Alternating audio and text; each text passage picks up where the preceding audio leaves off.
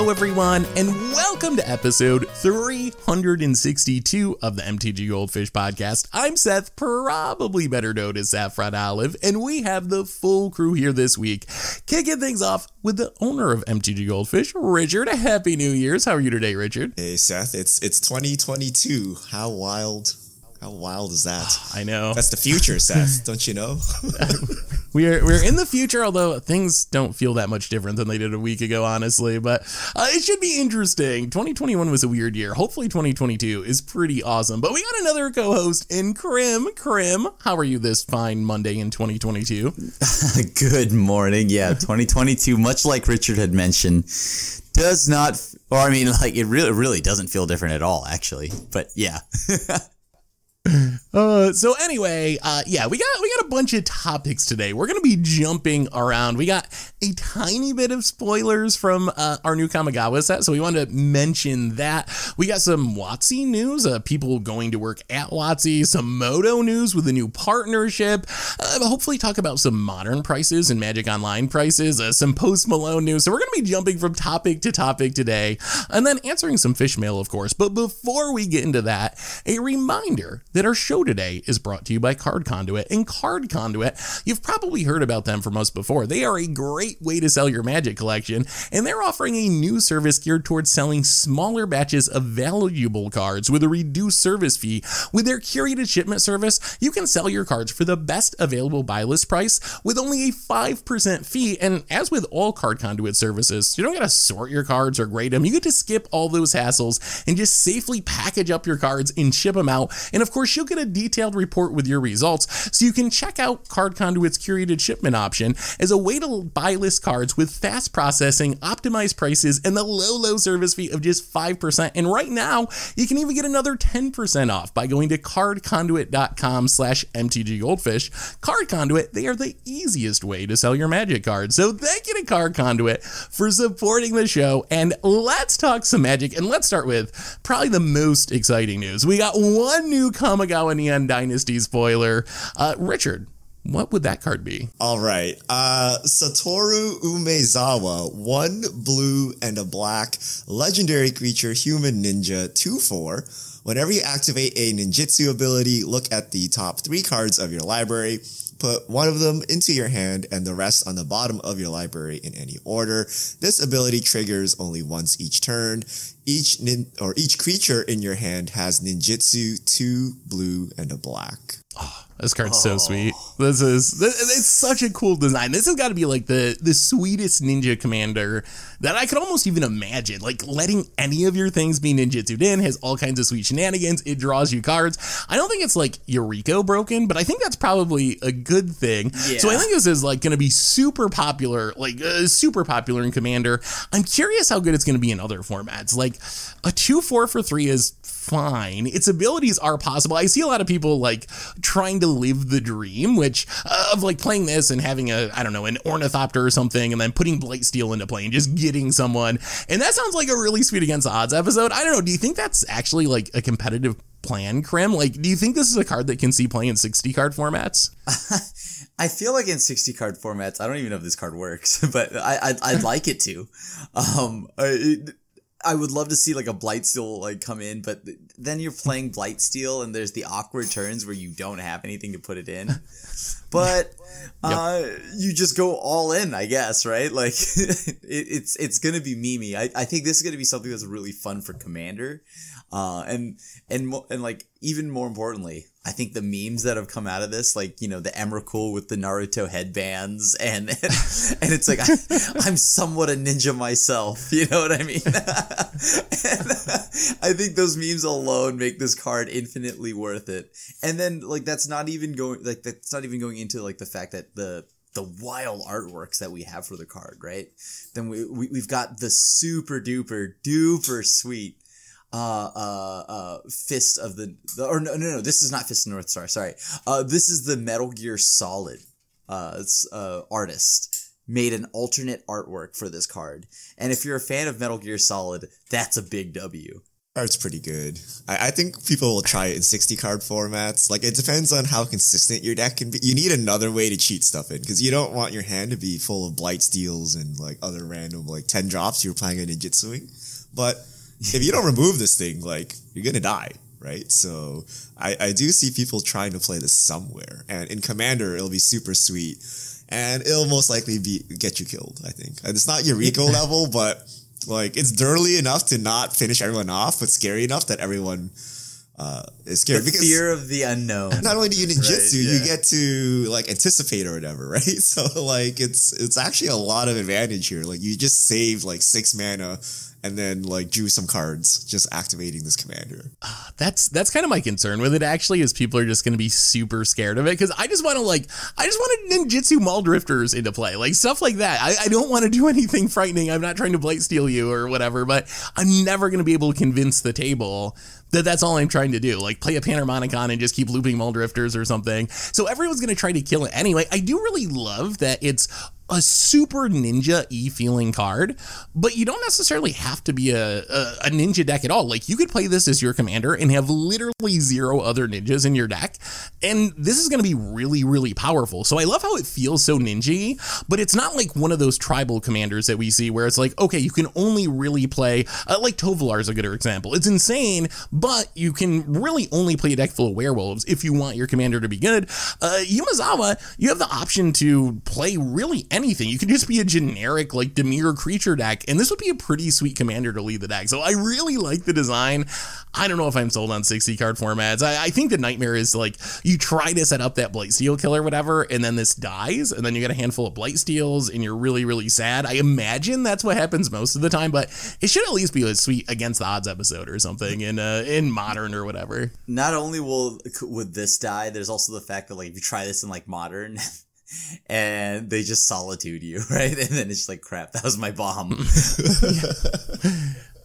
Yeah, I mean, 4 toughness is nice. It dodges bolt at least. It's kind of hard to kill with prismatic ending, so there is some upside there. But yeah, like, it does feel like it's going to die a lot. And it really has to, because if you untap with this, like, even if you just ninjutsu one thing, you're anticipating and theoretically sneaking a big creature into play. Like, even one turn with untapping with this is probably really going to swing the game in your favor. So I understand why people are going to be scared of it and try to kill it. What if you just play it as like a fair ninja card in Standard? Like, I'm gonna be honest with you. I don't know what ninjas look like. They can be anything, because everything has ninjutsu. No, well, yeah, but like if I wanted to go like ninja tribal, it like I think this might be increasing the cost of ninjutsu on most of my ninjas, right? No, but you can just like ninjutsu and just draw a card, right? Like without, normally, yeah, like a normal ninjutsu usage, and then maybe you have like one card or something in your deck that doesn't have ninjutsu, but now it does have ninjutsu. But 3 mana, 2/4 draws cards. That is pretty sweet. I mean, I don't know about Standard though, because I mean, like, it comes down to what I like what the ninjas look like, or if there's any bombs, because again, you can ninjutsu and then like they fading hope you and all this stuff. And it's just unsummon is I never thought that unsummon would like make me so afraid of playing Magic. You know what I mean? Like, oh. I mean, I think it has a chance in Standard, but it's really hard to kind of like theory craft ninjas at this point, because they just don't exist in Standard yet. Like, all the support's going to be coming from Kamigawa itself. So I'm kind of in like wait and see mode. I don't think it's impossible that it could see play in Standard. Like, we got cheap evasive threats that you can use as ninjutsu fodder, and this is a fairly okay body. Like, a 2/4 for 3 isn't bad, so I don't think it's impossible, but I think, like Krim said, we really got to wait and see what the rest of the ninja tribe looks like from Kamigawa before we can go too deep on building like a Satoru Yumezawa in Standard. Anyway, any other thoughts on Satoru Yumezawa before we move on? That's the only spoiler we got. We got one, I think it was Christmas Eve spoiler Wizards gave us this card, and now we're back in waiting mode, essentially. I think it's the 27th we get more spoilers, so we got a little break here while we're waiting. Oh, happy early birthday, Crib. Yeah. So we got a little break of spoilers, but I mean, at least it was a good one. It is a pretty cool card. Yeah. Also, I'd rather it not be my birthday. Oh, God. All right, let's keep moving forward and hit up our next topic, which is some interesting Wizards news about organized play. So William Jensen, Huey, longtime Magic Pro Hall of Famer, I believe, got hired as director of play programs at Wizards, which apparently just like oversees essentially anyone playing Magic, from like organized play, pro tour level stuff down to more casual play. So very interesting. Is this good news for the future of organized play? That's something we've been talking about for a while. We know that the MPL is ending. We don't really have a roadmap of what's coming next. Do you feel any better about the future of organized play now that you know Huey is going to be in charge of it? I mean, the Huey is like, he's dead, like devoted his life to like pretty much competitive Magic, right? So, and like competitive card gaming and stuff like that. So, I mean, he's got to be a valuable asset, and this is a good pickup for Wizards. So, so no, I love Huey, right? But I don't think the problem was the person in charge, right? Like I think Wizards could have asked like any pro player or like went to FNMs and gotten like very basic feedback that, you know, it was like very obvious, but they don't have the resources in place, right? They're like, here you go, Huey, here's like $10,000 and like one intern, fix organized play, please. And then he'd be like, okay. And then like, that'll be it, right? Like his hands will be tied. He won't be able to do anything. So I will believe it when I see it. I don't think it's an ideas problem. I think it's a budget problem. And like maybe, you know, he can take their very limited budget and make it like, you know, 10% better. But, you know, I don't think that's what was holding back esports or basically like LGS scenes and things like that. I think it's more of a higher level problem. So I don't think, and if anything, it might be worse because now Huey gets all the blame and hate for everything. But I don't know. I'll believe it when I see it. Yeah, I'm kind of in the middle. On one hand, I like Huey a lot, and I think it's a great hire. And I think that as someone who has cared about and lived pro Magic for 2 decades or whatever, like a very long time, it's hard for me to imagine Huey not fighting for a organized play system that he knows that players would want and enjoy. So I definitely trust in that aspect of things. On the other hand, like Richard said, how much power, how much of a budget will he actually have to implement things that would make organized play better? That's certainly up for debate. So it might be that it wouldn't matter who is in that position. Like if Papa Hasbro is not going to open up the pocketbooks, it doesn't matter who you have as director of play programs. They're going to be in a position where they just really can't do the job that they would want to do. So I'm kind of in wait and see mode there. Like, I think it's a great hire, but how much Hasbro and Wizards and the higher ups actually care about having a good organized play system, that's still something we're going to have to wait and see. I think Huey is someone that I would love to see in this position. In that aspect is great, but does Wizards actually care about organized play at this point? Or is Huey just going to be set up to fail because he's not going to have the resources or whatever? I really don't know. Speaking of F&M and partnerships, I got to ask you if this one matters. So we also got the news that Post Malone is partnering with Wizards to celebrate Friday Night Magic. Friday Night Magic coming back. We don't really have a lot of details on what this means. So if we're in wait and see mode on Huey, running organized play, what do you think about this one? Does Post Malone partnering for F&M for the year, does that move the needle at all as far as F&M is concerned? I mean, I think I see what they're trying to go for, right? Like, and it'll definitely push like an angle of, I don't know, just more fun, I guess. They're going to try to make F&Ms more fun and like the idea of like paper Magic more fun. So it's cool to see Post Malone. But yeah, I don't know what this entails. It's kind of weird. I mean, maybe he writes a super dope song like how he did for Pokemon. And Magic now has an F&M theme song. But I don't actually know what that would mean. It's kind of hard to take a guess at what Post Malone's going to bring.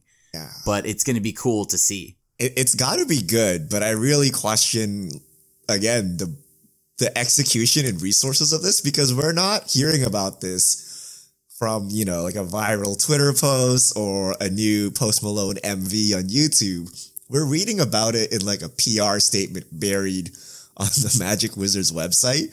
So that's not giving me good hope, right? That's not the Pokemon MV I'm looking for. So I don't know if like, you know, how much they're doing this. Like he shows up to FNM once and that's it, or he's actually like the face persona for FNM and there's an MV and like a whole marketing spiel behind it.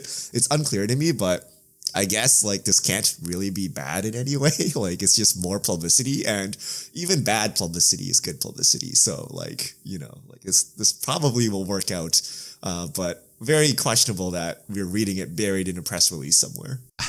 Yeah, I mean, I think that having a A-list musician like Post partnering with Wizards, that's got to be a good thing, just as far as getting the game in front of eyes and ears that maybe would have never heard about it before. Like, I assume the people that follow Post Twitter, probably a lot of them are not Magic players. So even just like him tweeting about Magic and so forth, that's got to be a positive. Like, just as far as, you know, getting the eyes of new players. As far as what this actually means in practice, though, I have no idea. Like, the actual announcement was very PR-y, and it didn't really have many specifics at all. So what Post is actually going to be doing with FNMs, I have literally no idea at this point. So I think this has got to be a good thing. Like overall, I think it's got to be a positive. But what it actually looks like in practice, I got no clue. No clue at all at this point.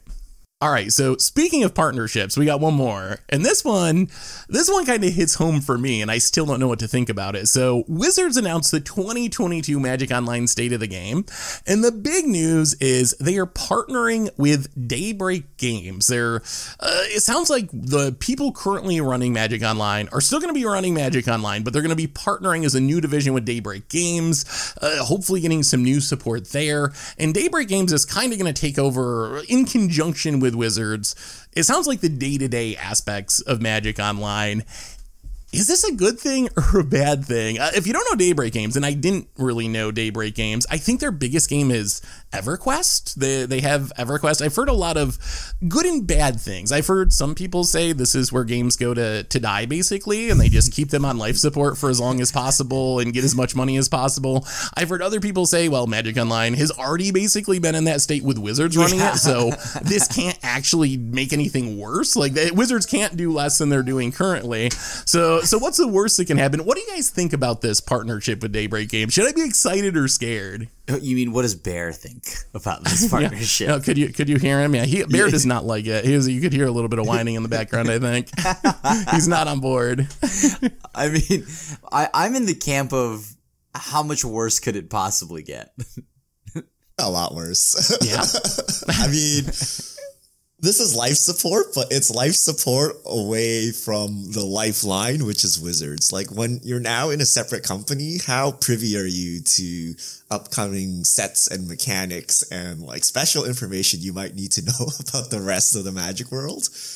I'd rather have them be in the same building than in a different building. And yes, I see that maybe short term this is better. Like, maybe they get a couple more resources so that bugs are actually fixed on time. But you know, you don't ship off your darling project to this other company to run, right? You ship off what you're trying to get rid of, and maybe they do an okay job, but you know, you don't expect it to thrive and become like amazing again, right? It's like, I think it's pretty bad news.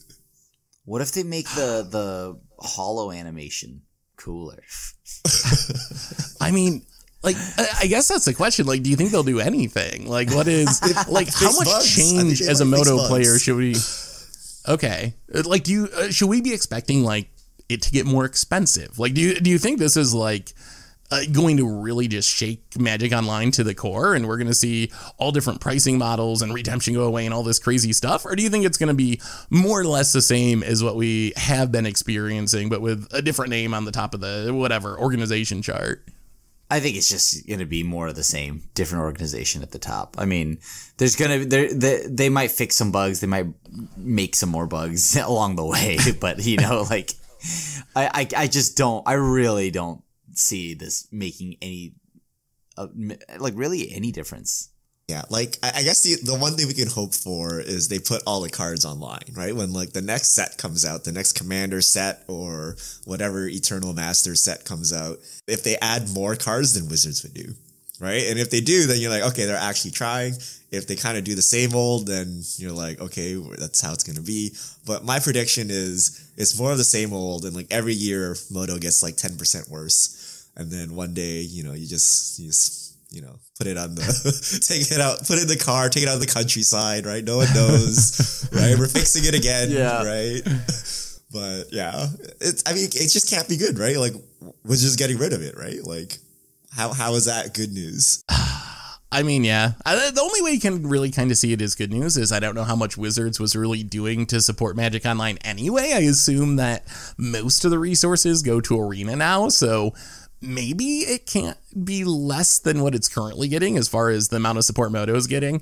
And I guess if there's good news, it sounds like Daybreak is good at just keeping games going for a long time. So I think the odds of Moto not being a game in the near future is probably pretty low. I know that's something people have talked about ever since Arena came out. Like, oh, could they just shut down Magic Online?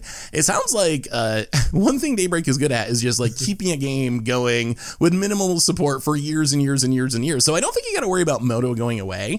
Whether or not this means real improvements, though, I'll believe it when I see it. I know they mentioned in the announcement, like, oh, we're going to update the battlefield with a focus on Commander. That's a high priority. We're going to modernize some of the underlying systems that run the game. So they made it sound like a positive thing, but of course they're going to try to make it sound as positive as possible. So we'll have to wait and see. I guess I'm mostly expecting no major changes, at least in the short term, but it does make me a little bit nervous about the long term, because if Wizard had big plans for Magic Online and they were going to, do a huge update and make the gameplay experience more like Arena and do all this stuff that people have kind of hoped for, I don't think they would be kind of offloading it to another company. Like, if that was their plan and Moto was like one of their big long-term staples of their business, it's just hard for me to see them making this decision.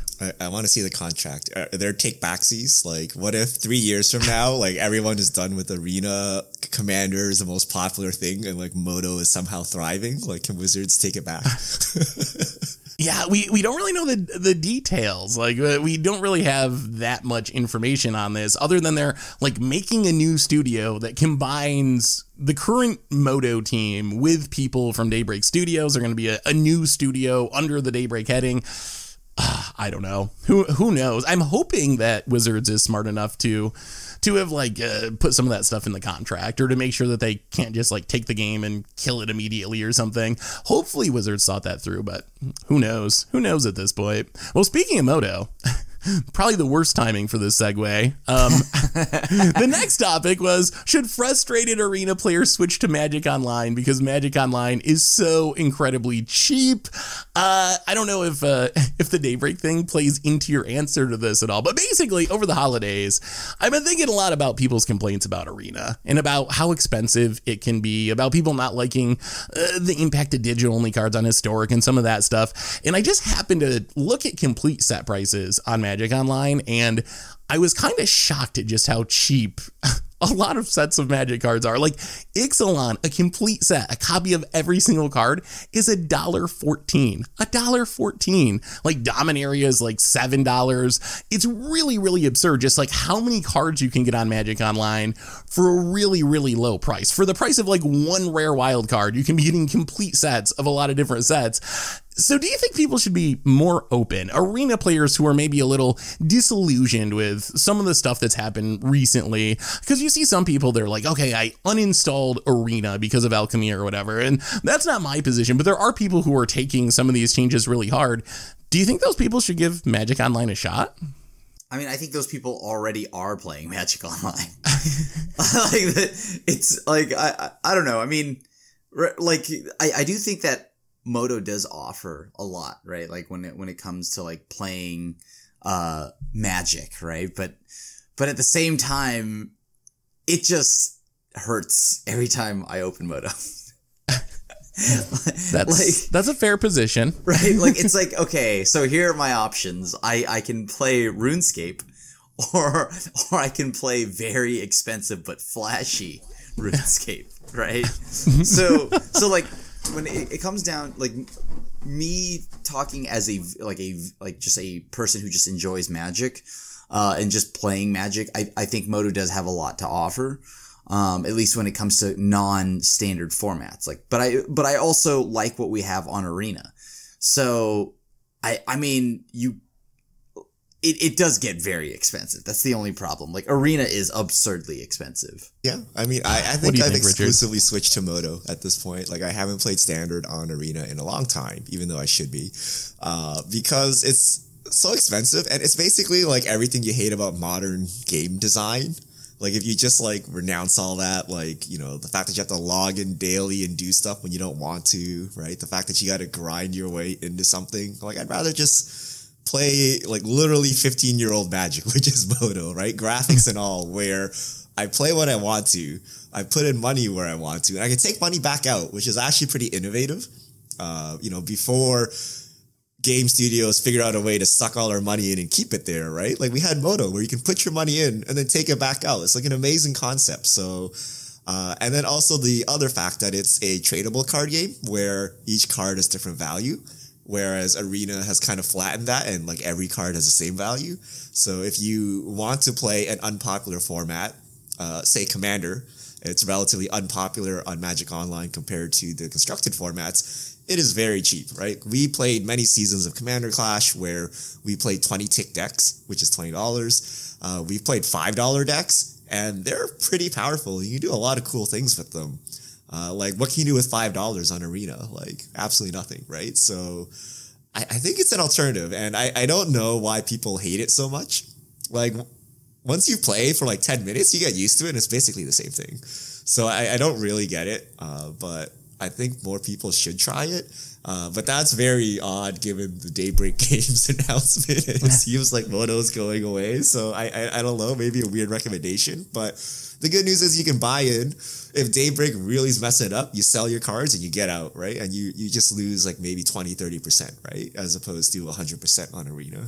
Yeah, I mean, I think people should definitely be more open to trying it, especially like Commander players, or I do think that in general, Arena does a good job for like Standard in specific. Like, if you want to just casually play Standard or try to grind into a deck, Arena does a good job of that. If you want to play all the decks in Standard, or, you know, also Alchemy or Historic or whatever, then it does get ridiculously expensive. But on Magic Online, I think there's this misconception that it's just really, really expensive, and that's just really not true. There's a handful of cards that are really expensive, like the Ragavans and like Evoke Elementals of the world, but really so many. I was looking at a lot of like Commander staples, and like Sylvan Library is like 2 cents, Cyclonic Rift is like 30 cents. These are cards that in paper you'd be paying $50 for, $80 for. I was actually looking at our 5-tick decks, and your deck, Richard, was $320 in paper, and it's currently $4.45. You have like a $50 Cloudstone Curio. Krim managed to fit a Mana Drain in his $5 deck. He's playing Mana Drain in a deck that costs less than $5. So there's the price thing is really,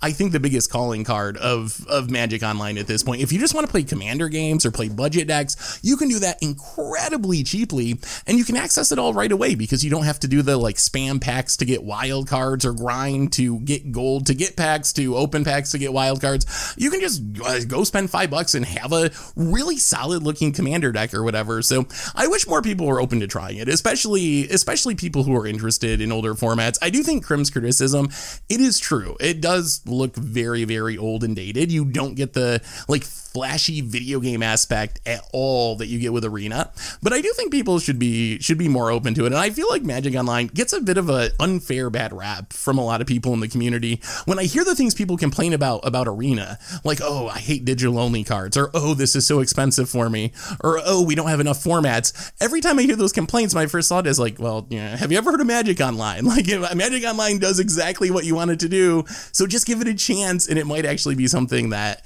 is really enjoyable for you and a good way to play Magic. So speaking of prices though, one more price topic.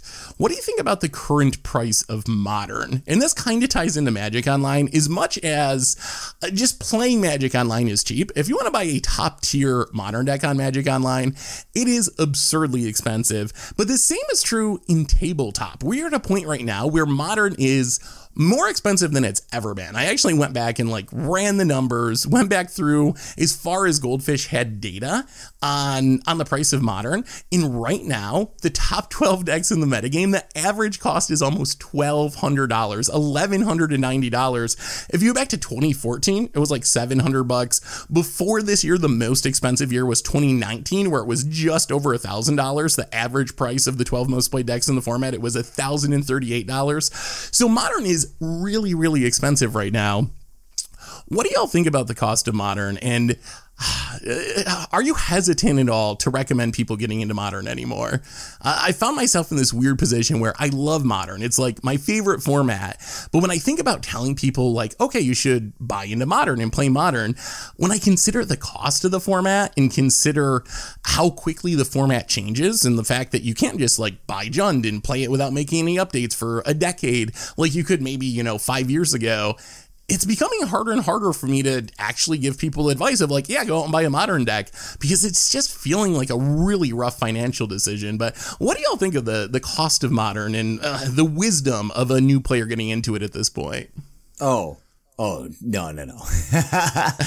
Oh, no. Like it is so pricey. Like with Modern now being a rotating format, that's exactly the thing, right? Like,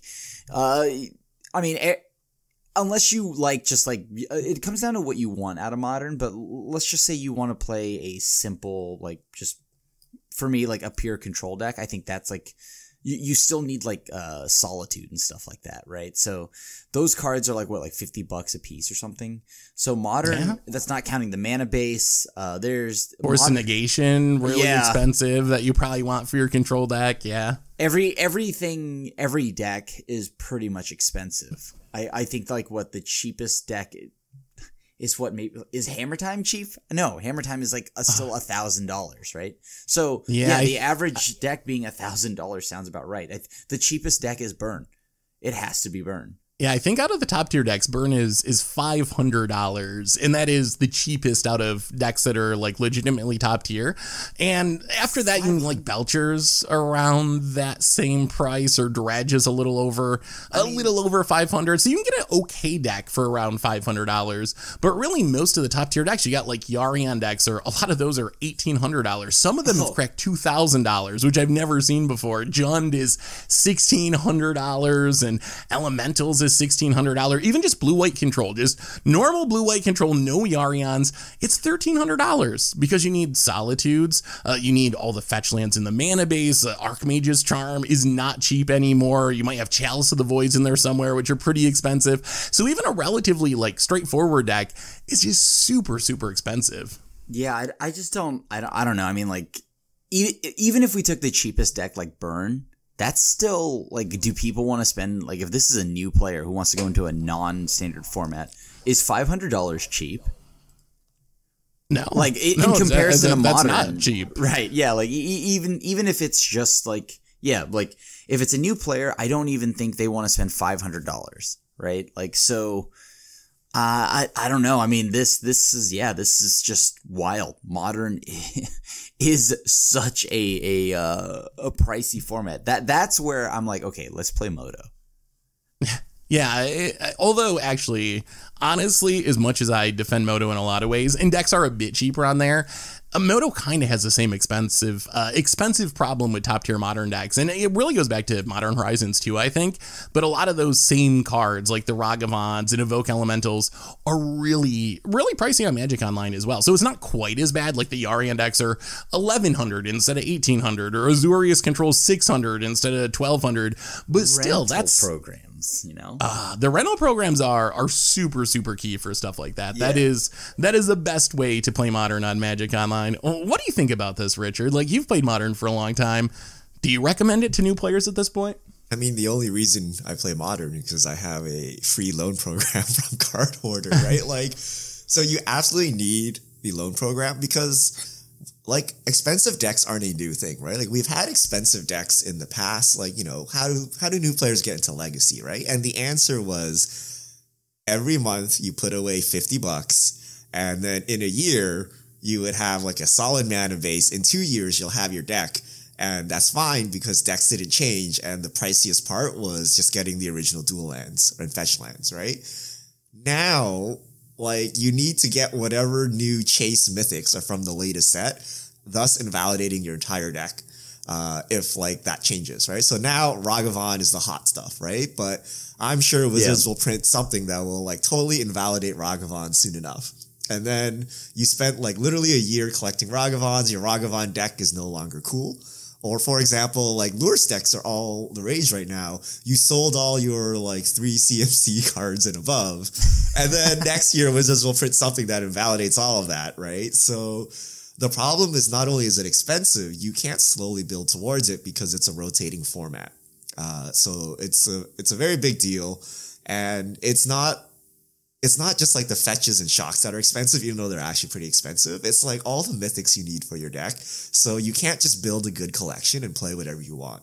Like you could have a complete collection of Modern today, and then next year you'll still have to drop like $1,000 on Modern Horizons 3 just to, get all the new stuff. And I think that's the big problem. So it's really hard. Like I would just recommend like do anything. Buy a gaming PC, buy some skis, buy a set of golf clubs, a PS5. Like literally anything is more bang for the buck. You could buy a really nice computer for $2,000, or you could buy a Modern deck. Yeah, right. And your computer will at least work for like 3-4 years. Your Modern deck may be obsolete after like 3 runs, right? So like it's tough. Like I don't know what Wizards is doing, and I blame Modern Horizons. Like it basically turned Modern into a rotating format, which I think is not good for something so expensive.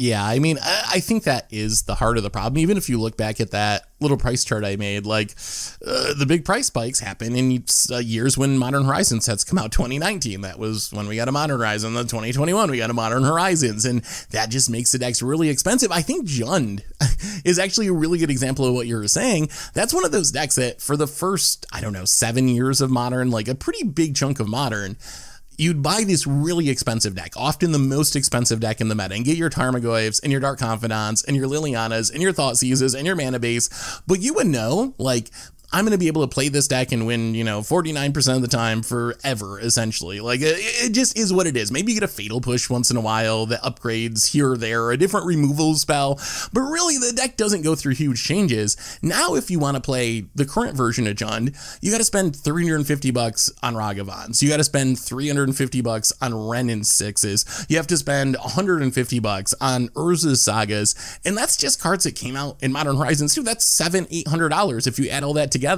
That's a cost of buying an entire deck. You're essentially spending the price of a deck just to update the deck that you already had because of Modern Horizons. And I think that same thing is true to a lot of decks in the format. If you're talking even about like the blue-white control decks, like there's huge changes there. You got to get your Force of Negations. You got to get your Solitudes, and that's a huge cost. So yeah, I don't know how people do it at this point. Like I don't know how you play competitive paper Modern. Like the loan programs are amazing on Magic Online, and that is the one like saving grace, but it just feels like such a tough investment at this point. So I'm really with Richard. Like there's as far as just purely financial considerations, probably about any hobby is going to be a smarter financial decision than buying a Modern deck at this point, with how quickly things changes and how much it costs to upgrade and keep your Modern decks in a position where they're actually competitive. So definitely scary. Do you think there's anything Wizards can do to fix this? Like, I was thinking, okay, like,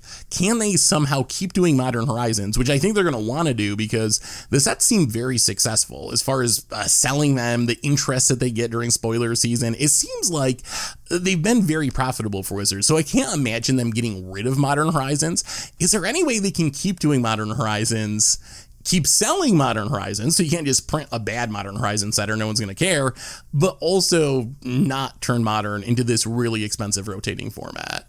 I mean, you're going to have to, constantly emergency reprint things, right? I mean, the Mana Base is still, like, expensive.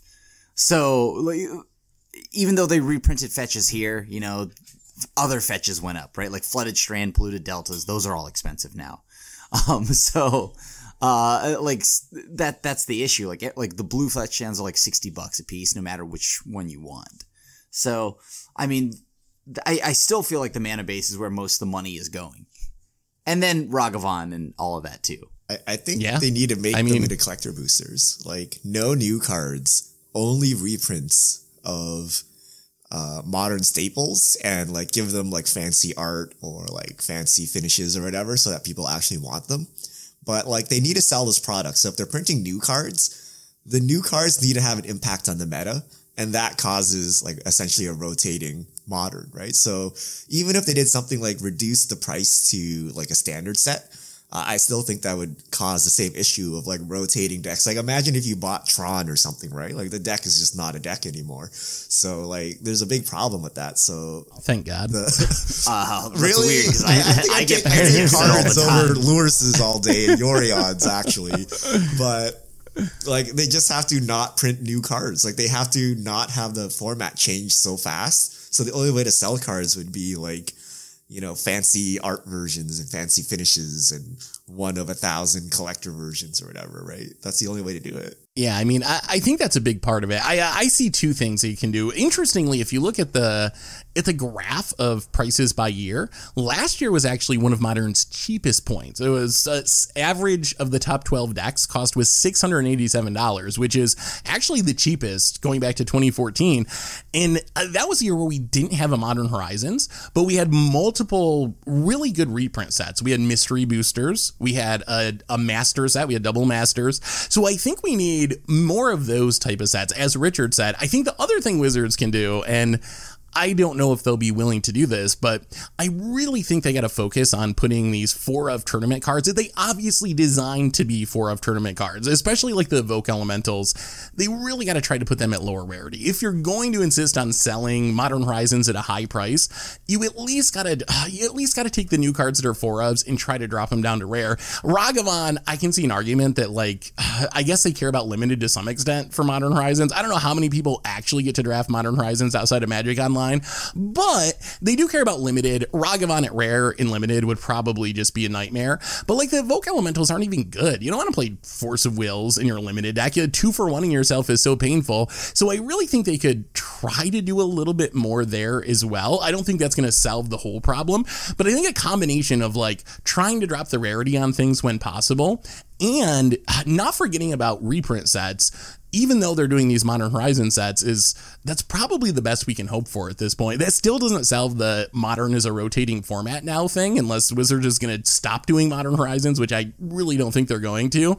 But at least that would improve it to some extent, because reprints really do help. Like if you can get the cost of some of these cards, the mana bases, and some of these staples down, that goes a long way, because on a lot of decks, it really is a few cards that are kind of the heart of the problem. It's not like every Modern playable card is, you know, $30 or something, and that adds up to an $1,800 deck.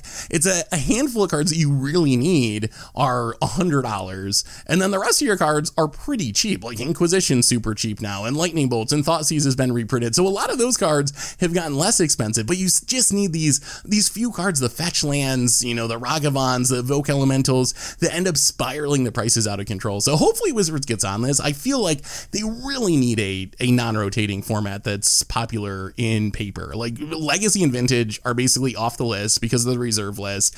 Pioneer, it was a good idea, but it's kind of fizzled out. That leaves you with Modern, and if Modern also becomes not very popular because players can't afford to play it, is paper Magic just Commander at that point? Like no one plays Standard in paper. Alchemy and Historic don't exist. Like, is that all that paper Magic is just, you know, get your friends together for a Commander game? The answer is yes, right? Like that's what Wizards prints everything for Commander, and they're like, look, Modern players, we're throwing you a bone once a year. You get a master set, which somehow like turns out worse for you, but like don't worry about it. But yeah, I think it's all focused on Commander, right? Like how many cards in a standard set do you see are made specifically for Modern versus how many are made for Commander, right? Like there's just so many made for Commander. But I was gonna say, I think the limited defense is like way overused, and Wizards has somehow convinced everyone this is a legit thing, right? Like how many people have drafted Modern Horizons 2, and like for what period of time is that relevant versus like the rest of eternity where this is played in 60 card formats, right? Like there's no reason things need to be mythic. Like you can screw up your limited format for like a month and make, you know, your constructed formats good for like 20 years, but they're just doing it to take more money out of us and using that as an excuse. So I I don't want to hear this limited argument anymore, right? It's always about like who plays limited, like who's gonna crack a box. Like, let's say you could not use let's say this was a silver bordered set. Okay, you could not use this in modern. Would you really be paying any money to like crack this and play limited? Like, no, right? This was a constructed set. Limited has like this little purpose, right? And we should not warp everything around it. So let's not pretend that's a real thing. We should call Wizards out for that, right? Like, they're making them mythic because they want us to buy more packs, right? And that's how it is. They want the cards to be expensive. I think that's like especially true of stuff like Modern Horizons, stuff like Master sets. Those are sets where their primary purpose, at least I think, is to support a format like Modern. Like, that is why those sets primarily exist, to get reprints that are needed into the ecosystem and drive prices down, to give archetypes that need some help, some new cards to improve and make the format better, or at least that should be the primary focus of these sets. So I get in standard sets how you probably don't want, pack rat at rare or whatever, because a lot of people do draft standard sets on Arena, on Magic Online, maybe at their local game stores. But when it comes to these supplemental products, I definitely agree that limited should not be an excuse. And the number one choice should be, what can we do that's going to be best for Modern or whatever format you're trying to support with these sets? And I think it is an excuse that's used way, way too often about limited and its impact on card rarity. And the choice really should be like, what can we do to make Modern best? Like, how can Modern Horizons make Modern as cheap and as good as it can be, as popular with players as it could be? And limited should be a secondary concern with sets like that, if it's even a concern at all. Anyway, any other thoughts on any of our topics today? I think we're getting to the end of our topic list. Well, let's answer some fish mail. Richard, fish mail us. All right. If you have questions, send them to @MTGOldfish with the hashtag MTGFishmail, and we'll get to your questions on air. @Coral_Daybreak Games offers an all-access pass to their games currently for $15 a month. Do you think they should include access to all Moto cards as well with the acquisition? So that would be awesome. I imagine that's not actually an option with how the economy is set up, but if you could play Moto for $15 a month, that would be amazing. And I'm sure it would crush my collection. I'd lose a ton of value, and I don't even care because that would just be so amazing for players. Yeah, I think if loan programs could be integrated directly into the Moto interface, right? If they had a partnership with Card Hoarder where you just signed up for a Moto account, paid $15 a month, got a $15 loan program, like, that'd be awesome, right? Because like for new players, like, they need to know that, oh, there's these things called bots. That sounds a little shady to begin with. And you go trade. They're not affiliated with Wizards in any way. Don't worry about it. You go to this other site, you make an account, they send you cards, you trade. You're like, it's very confusing, right? Like, just bake it into the Moto interface and partner with loan programs. And I think you would actually go pretty far. The big large. I hear a lot about how Moto is better than Arena because of the economy. As a purely free-to-play limited player, is there a reason I should switch to Moto? If you're a limited only player, I would say the answer is probably no. If you're really, really good at limited, and you're going to have to be really good, because I think, as Richard has said before, you think that Moto drafting is actually a lot harder than Arena, right? Oh yeah, I got like totally trashed on Moto. Like I thought I was good at limited on Arena because I would like literally like 70%, and like that's still not going to infinite, by the way. But you can go pretty far. But then I went to Moto and got like totally destroyed, like left and right. Like I felt like I was 5 years old. Like I could not do anything. So you like the level of play is a lot higher, but theoretically you could go infinite on Moto. It's very hard. So if you are literally just playing draft on Arena and like, once every 2 weeks you log in, do your dailies, get the draft in, then I would stick to that. But if you're putting money in to play, then you could consider going to Moto.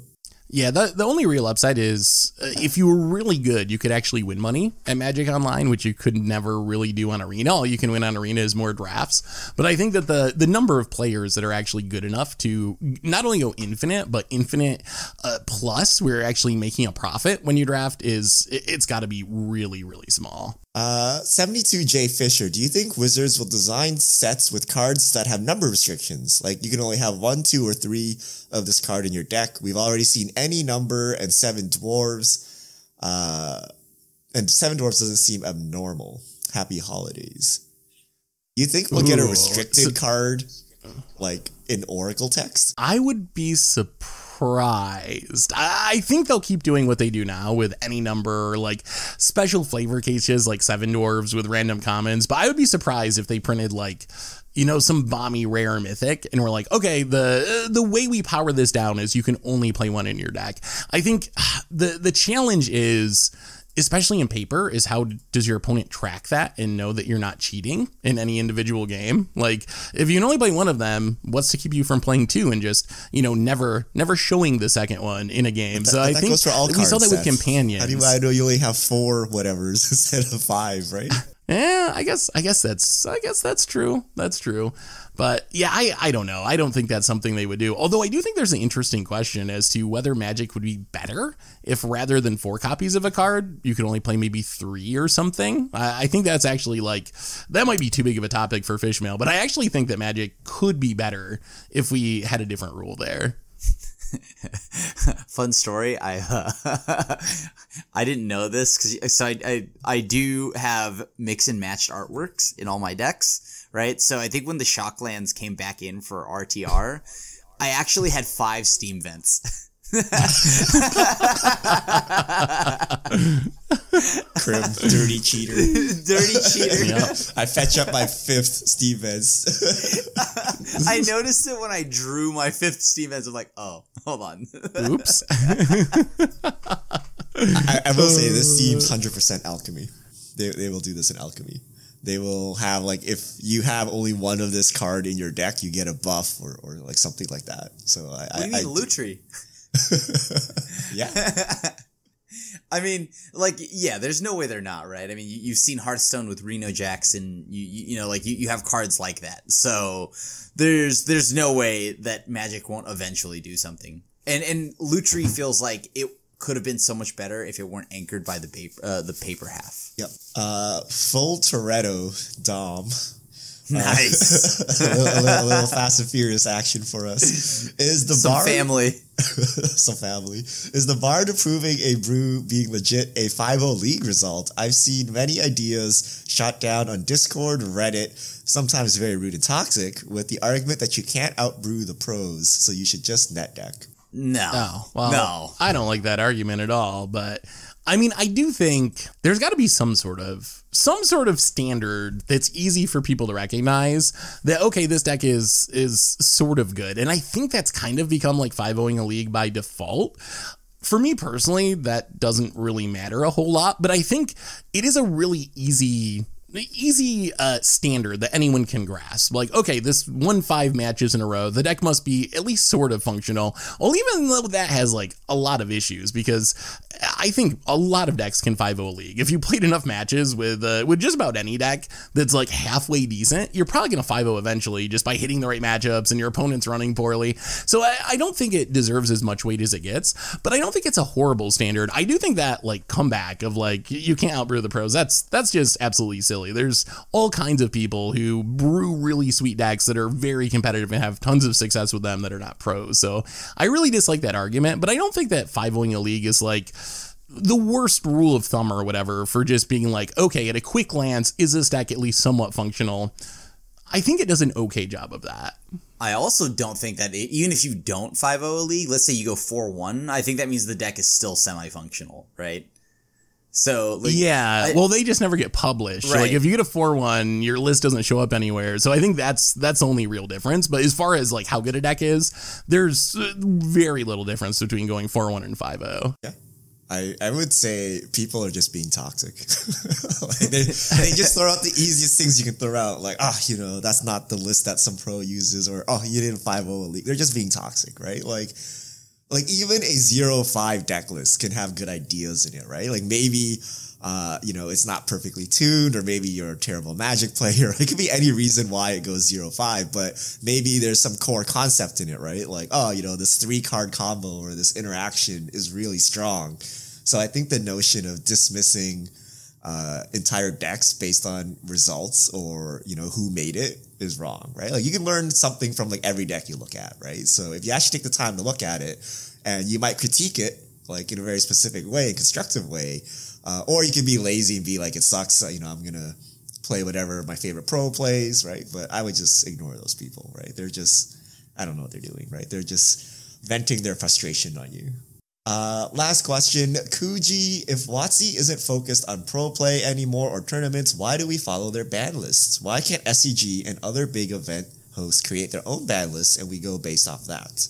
I mean, you could. I guess I could. Yeah, there's probably no reason why you couldn't. I don't know how sanctioning works, or like I've never been that involved in that aspect of it. Like, but if you're not sanctioned, I'm sure you can do whatever you want. I don't know if there's some rule where if you're going to be sanctioned and use like Wizard software and report the event or whatever, if you have to use their ban list. But I don't know why SCG couldn't be like, hey, here's the ban list for our tour events or whatever. Yeah, I think it's because they're actually sanctioned events. You need to follow the rules, right? But you do occasionally see like, oh, we're doing no ban list modern, or we're doing post rotation standard, like things like that, right? That's essentially creating their own ban list. But for regular events, they need to follow the WotC rules because it's a sanctioned event where you can earn points. But I guess my fine with it. The points don't mean anything anymore. So Yeah. so maybe, yeah, I don't know, right? But I don't think SCG would go out of their way, because I feel that would be opposing Wizards' organized play, which I don't think they want to, right? I think Wizards should actually just get their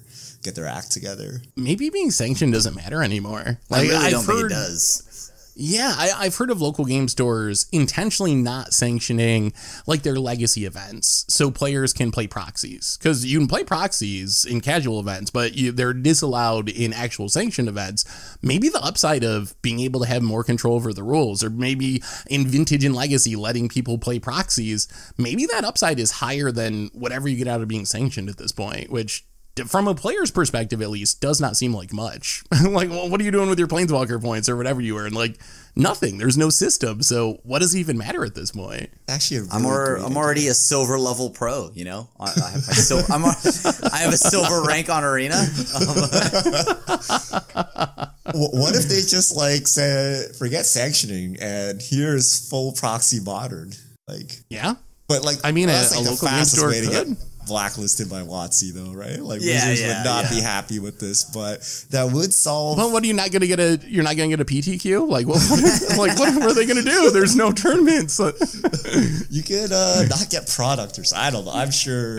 Yeah, I guess that's or like true. SCG Promos would never work with Wizards again if they did something like that. But you know, like, when is proxy modern going to be a real thing? Like, we've talked about how it's acceptable for Legacy and Vintage because those formats are so expensive. If Modern is that expensive, why can I proxy my monkeys? You know, like, why don't like, what's the difference here, right? I mean, maybe it should be. I think the difference from Wizards' perspective would be they want you to buy Modern Horizons 2 when they're not really selling Underground Sea or whatever anymore. But from a player's perspective, that actually makes a lot of sense. Maybe that's a potential solution to the modern price issue, because if you could even proxy like 10 cards, 12 cards, something like that out of your modern deck, that would come close to cutting deck prices in half. Like, if you could just get rid of the few most expensive cards. yeah, seriously. Like, or the fetch lands that you need or whatever. Like, maybe that's something we should look into more. Put your Yu-Gi-Oh cards in. Anyone questions them, they're like, it's the latest secret lair. Don't worry. Don't worry about it. Here's my Pikachu. It's a new limited edition, 1 of 1. Actually, underneath it says Ragavan. Like, in the all right. Thank you to everyone who sent in their questions. If you have future questions, send them to @MTGGoldfish with the hashtag MTGFishmail, or get to your questions on. And I believe that brings us to the end of episode 362 of the MTG Goldfish podcast. So, Richard Krim, thanks for hanging out. Thanks to everyone for listening. Thanks to Card Conduit for supporting the show. And we will be back next week to talk about whatever goes on in the world of Magic. So, until then, everyone, Happy New Year's, have a great week, and this is the crew signing out.